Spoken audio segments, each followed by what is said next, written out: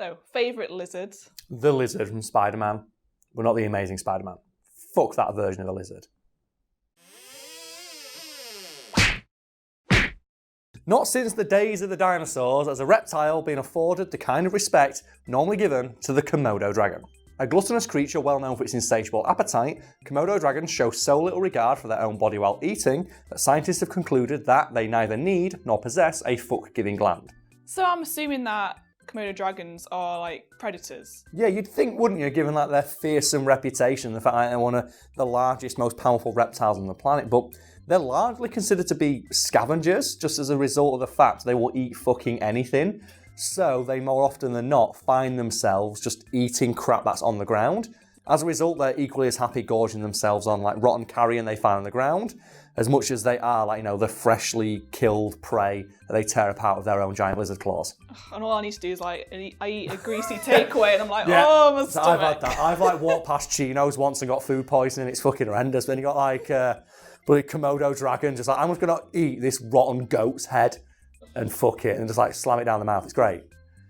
So I wish I had a stomach as strong as that, but unfortunately we have like, higher brain function and opposable thumbs, so I guess it works out. I think the worst I had it was when I was younger. I had these yogurts. They were Monsters. It's always bad when it's a yogurt. They were these Monsters Inc. themed, so they were green anyway. So you couldn't tell. So you couldn't tell, and I think they were like a couple of days out of date. And I was so ill for the next week. I was so sick, like throwing up. Oh man, it put me off, like, because it was like a strawberry flavoured. It put me off strawberry yogurts for ages. I'll still not forget when I was really hungover once, and I lived in like a flat share. So I was in university, and I went downstairs, and I accidentally took a swig of my housemate's milk. My housemate who'd been at home for 2 weeks. Oh. So it was. Do you know what it was? Because I was so like hungover and it was so dark. It was when milk, when it started to separate, it's got like watery liquid on top. So it separated, and I just went, and obviously, and it pours all over my face and all over my clothes. I'm like, oh, and it's all over the floor. So not only do I have to like go upstairs and immediately shower and like, throw up, then I come downstairs and I've got to clean it up. I will still never forget when like we moved into a new place and there was milk still in the fridge from the 6 weeks earlier, and it gone, and we just looked at it and went, I'm not fucking touching that.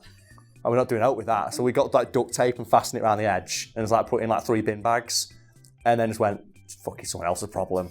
Like, it's like, do you know when you always hear those stories, like, oh, you need to, push down the tops of your ring pulls on cans and stuff so birds don't get stuck in them? I feel sorry for that bird that pecked at that. Because that was like, that bird just detonated. That was like that moment in like 4 Lions when the guy trips on the landmine and blows up the sheep.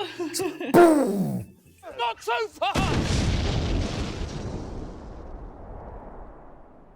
So Komodo dragons are scavengers. Yes, mostly.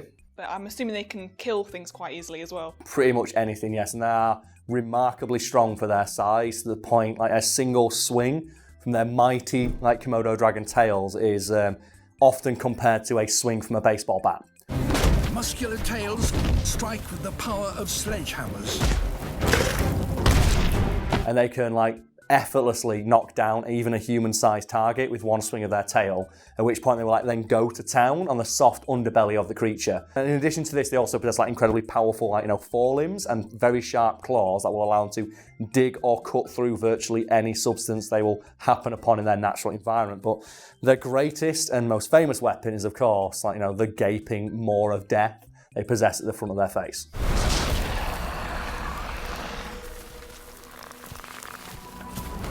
What is it about their mouth that is so dangerous? It's a combination of things with the Komodo dragon, because one, it has an incredibly powerful bite as it is. So if they bite your arm, they could very easily break all the bones within it, or straight up rip it off, because obviously their bodies are just so strong. It's pure muscle. Yeah. They're basically a wandering bicep.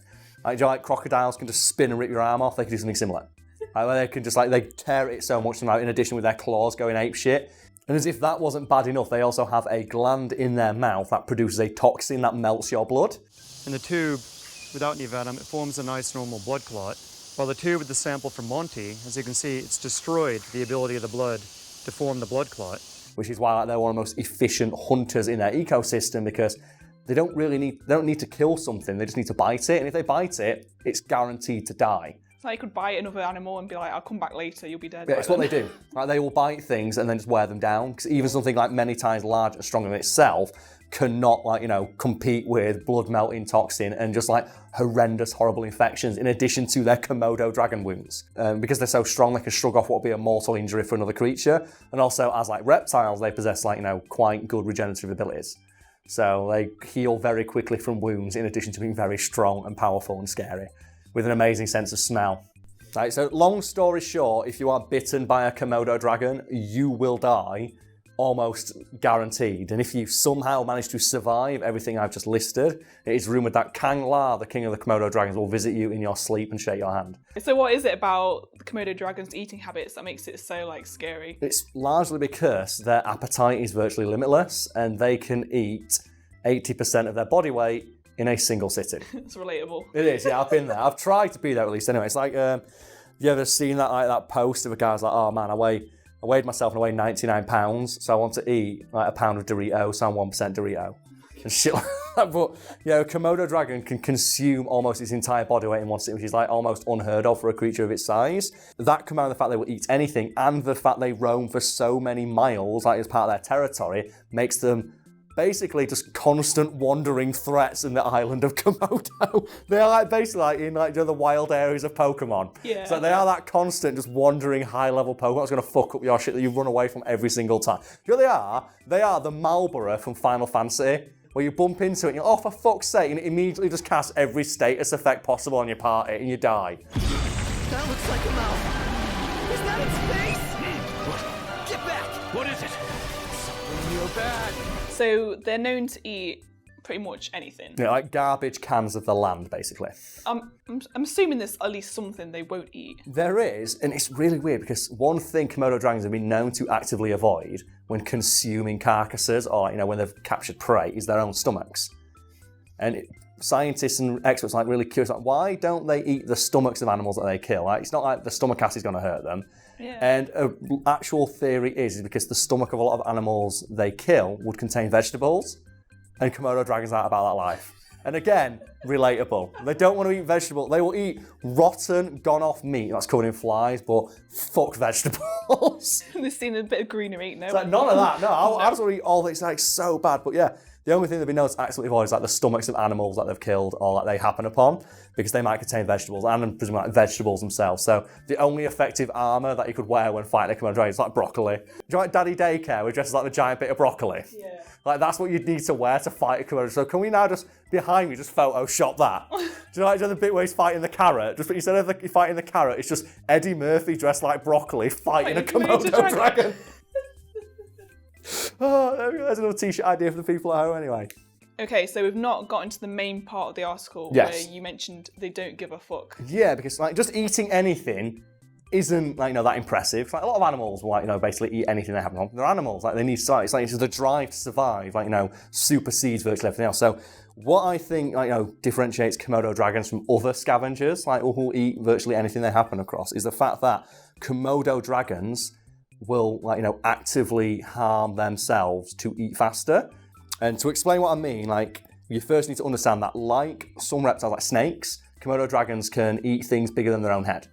So they can open their mouths wide enough to eat something bigger than their own head, and they have very flexible gullets into which they can force food. But the thing about Komodo dragons is very good sense of smell. So it's very rare for a Komodo dragon to find a recently killed thing and not see another Komodo dragon doing it. And what Komodo dragons have been observed doing to stop them, because they will actively go up to another Komodo dragon and steal the food out of their mouth, is they will get it in their mouth and they will then position themselves next to a tree and then run at it as fast as they can so they can smash the food against the tree to force it down their gullet faster. Oh my god. And the force they have been seen doing this is so extreme they will knock the trees over. So they will headbutt trees down to force food down their gullet to stop other Komodo dragons stealing it. Wow. And as I said, obviously, it probably does hurt, but they just they just tank their way through it because anything's better than starving. Yeah. And I would say any creature that will headbutt trees down while forcing rotten meat down its gullet is an animal that does not give a fuck. Jesus. So I've never been that hungry, I'll be honest. I've been really, really fucking, but I've never been that hungry.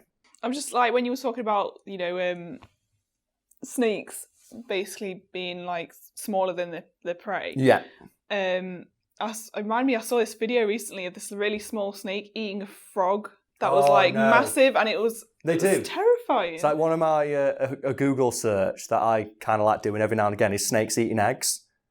Because what you'll do is it'll be a snake, and you see a snake, and it's just got a big bump in the middle of it, and it just looks so stupid. It's like snakes eating egg. It's like, whoop, whoop, whoop. Oh, I have to watch that. Just this little, like this little danger noodle, and it's like, whoop, there's a big fucking egg in the middle.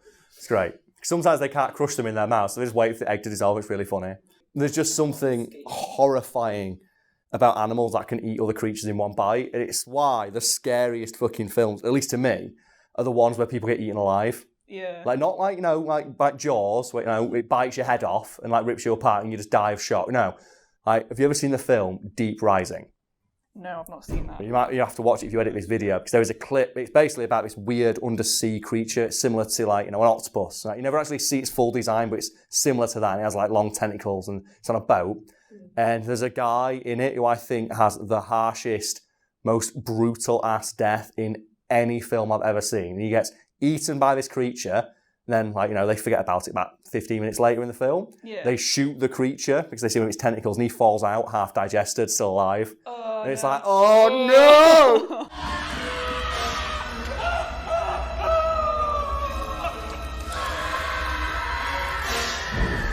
So fucking harsh. Oh, the other one is in Deep Blue Sea. Oh, God, Joe, I've you seen have, that in ages. But when you have that guy who the sharks throw against the tank and he's still alive, where he falls into the water because he's got an oxygen tank on, he's still alive as the sharks are dragging him around. It's like, oh man, that's so fucking scary.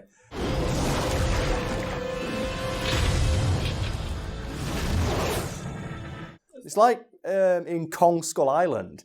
There's a guy on a boat and he just stood there like, we're finally going to escape you guys. And a bird just texts him.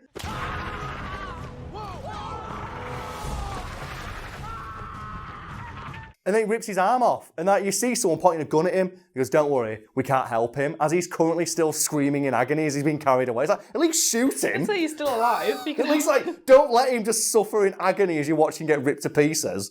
So he just lowers the gun. It's too late, he's already dead. It's like you can still hear him screaming as they say it. It's like, come on. So if that was me, I'd be that guy in Starship Troopers who just fucking shoot me. It is not worth it, man. Just if you see me get captured by a bug, shoot me in the head. I do not want to have happen to me what I've seen happen to everybody else. It's like in the Saw films. Some of the stuff they go through, I think I'd rather just die. Just shoot yourself. I'd rather just die. I would just slam my head into the concrete wall until I'm dead. Because it's just not fucking worth it. Those films always piss me off though, because there is always at one point in some of the films, they always talk about, oh man, Jigsaw never really killed anybody. It's no, he fucking does. He kills them all the time. He kidnaps them, sets the traps up. So. He actively puts them in a position where they have no choice but to horribly mutilate themselves. That is 100% a crime. It's and as soon as a police officer or some shit says that, they're in on it. No reasonable person is going to say that shit.